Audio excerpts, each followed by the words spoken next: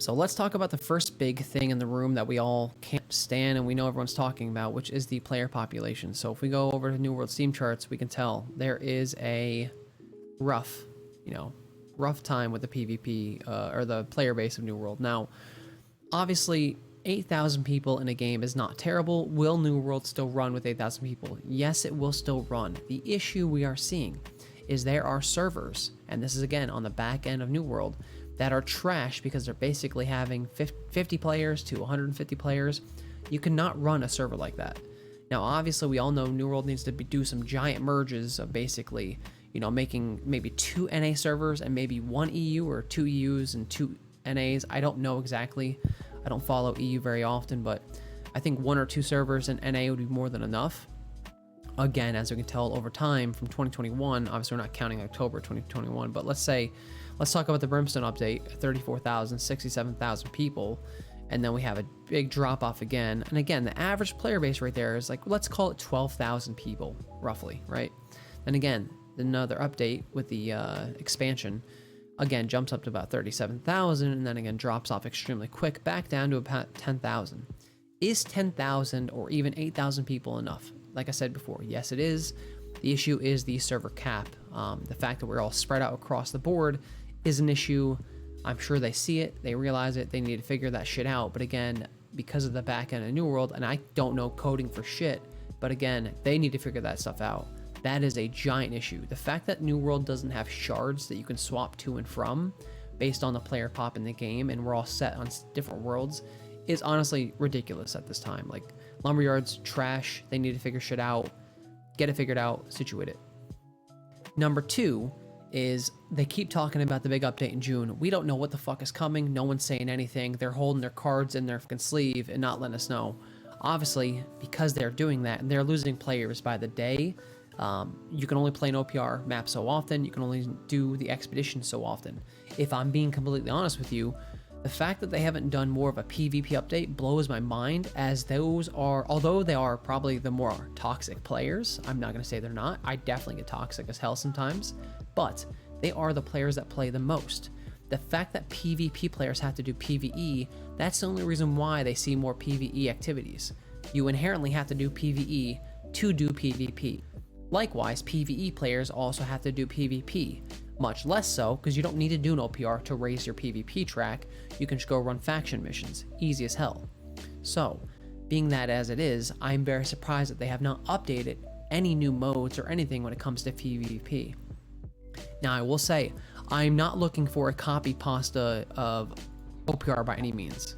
I would never want that. But let's talk about something real quick. So, we're talking copy pasta. I don't want them to take, like they did with Windsward, right? We all know the city extremely well, the layout and all that jazz. I don't want them to copy pasta like they did up in Mobile. They literally took Windsward, rotated it, and said, yeah, that looks good. Perfectly fine. Just go with that. Change the name, just rotate it. Done deal. No.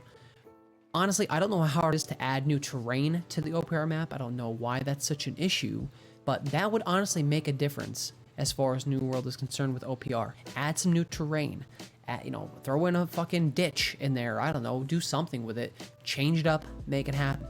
If it's so hard to do, then honestly shut the damn game down and figure it out and fix it and do something with it. But they say there's new PvP coming. We know there's a free-for-all zone coming down here in the bottom corner of Cutlass.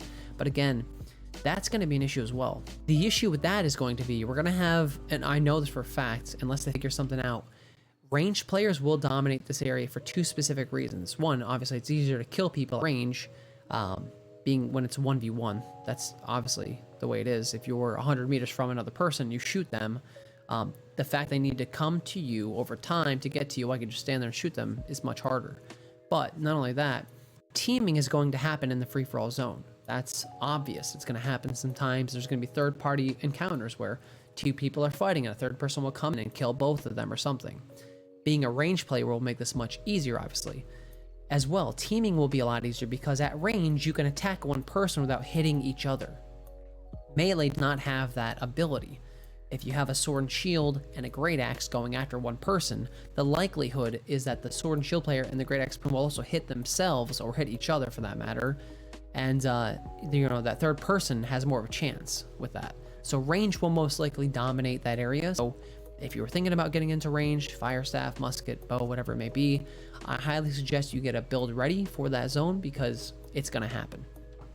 Last but not least, I want to talk about something that's been petitioned a bunch of times. Obviously, I before have talked about, making a PvP mode where they just take Windsward, for instance, again, build a big ass wall around this place, let us fight inside of here, maybe put a central point you can take, open up all the doors and windows of every house and shit, and let us run through there and wreak havoc. Make it a team deathmatch.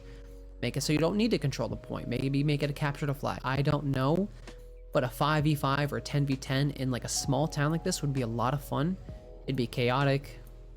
You open up doors and windows, let muskets go up inside a house and camp their life away, and then, let melee run between the alleys and shit using houses as coverage.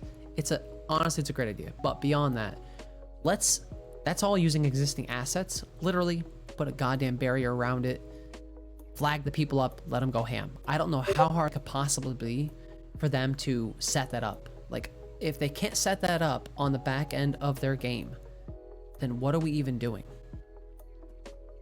Another idea has been petitioned to me before. Somebody's spoken about it. I can't recall who it was. This is not my original idea, but let's take Garden of Genesis for an example, right? So we all know Garden of Genesis very well. Boss is here, right? So we start here, we go up around, we basically do this. It's in every expedition, you're gonna start at the beginning and end at the boss, right? What if you had to escort the boss or something from the beginning all the way around to the end while the defending team attacks you while you're escorting that person, thing, whatever it may be? Wouldn't that be an awesome idea? To use existing assets that you already have, drop 20 people here, PvP flagged, drop 20 people here, PvP flagged, and let them wreak havoc on each other as they're escorting something. Now, this obviously takes a lot more mechanics, a lot more things to build. Again, you could even just literally just flag up a team here, flag up a team there, and then let them go ham. You wouldn't need to add any new mechanics besides flagging in the dungeon. We've seen tricks videos where there's 20 people in a dungeon and they're attacking a boss. I don't see why you can't just flag them up when you're in there. Like, why is that not a thing? Like, honestly, I don't understand what the deal is. I don't know what the problem is with the devs and their idea of, let's just pump out a bunch of expeditions that people play probably maybe 5 times, maybe 10 max, and then it's gonna go stale as fuck. The Winter Ruin event. Once everybody gets that axe, new players will not get through it because no one's gonna wanna fucking do that content. The content, although very fun, I did enjoy the 10-man trial, very much so. But what's the point of me going back in there? Same thing with the Sandworm. There's nothing in it for me to go do that. Even to get that last perk on the Great Axe, you think I'm gonna go do the Worm Raid with a bunch of randos? No, by no means am I doing this. I'd rather shove my face into a toilet and throw a fucking toaster in at the same time. Like, let's be honest, I'm not doing that shit. So, obviously, I'm just venting a little bit. In my opinion, if you guys can wait till June to keep playing the game and see what they drop, please do. If it's dog water, we'll get the fuck out. But beyond that, keep playing the game, enjoy the PvP, because the PvP is awesome, and the gameplay mechanics in general.